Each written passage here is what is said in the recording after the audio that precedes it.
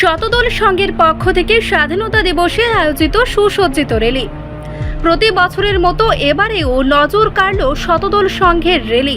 ৭৯তম স্বাধীনতা দিবসের প্রাতকালে ছোট থেকে বড় সকলে উচ্ছ্বাসে মেতে উঠল রাজধানীর আশ্রম চৌমোহনে স্থিত শতদল সংঘ আয়োজিত র্যালিতে। প্রতি বছরেরই ১৫ আগস্ট উপলক্ষে এক বর্ণাঢ্য র্যালি আয়োজন করা হয় সংঘের পক্ষ থেকে। এবারেও তার ভিন্ন হয়নি।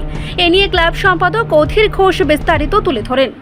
জানেন, এই আজকের দিনে ভারত ইংরেজদের হাতে পরাধীনতার হাত থেকে স্বাধীন হয়েছে। আজকে ৭৯তম স্বাধীনতা দিবস। এই ভারতের এই ৭৯তম স্বাধীনতা দিবস প্রত্যেকবারই আমরা শতদল সংঘ যথাযোগ্য মর্যাদার সহিত পালন করে থাকি। আমাদের পাশে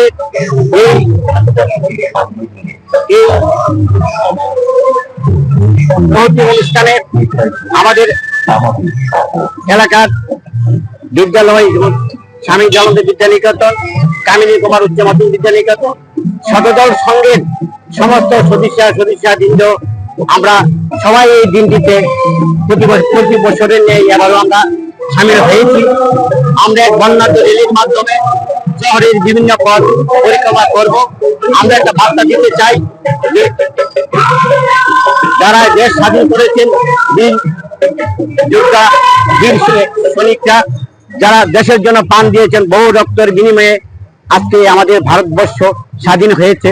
আমরা কথা বলার অধিকার আছে, ভাত করার অধিকার আছে। তাই আমরা এই দিনটিকে আমরা যথাযোগ্য মর্যাদার সহিত সকলে মিলে পায়ে পায়ে মিলিয়ে আমরা এই শ্রদ্ধা জানাতে চাই। যারা বীর সৈনিক, বীর যোদ্ধা, তাদের প্রতি শ্রদ্ধা জানানোই আমাদের এই উদ্দেশ্য। আমার নাম শতদল সংঘের সম্পাদক আমি। আমার নাম হলো অধীর দেবনাথ।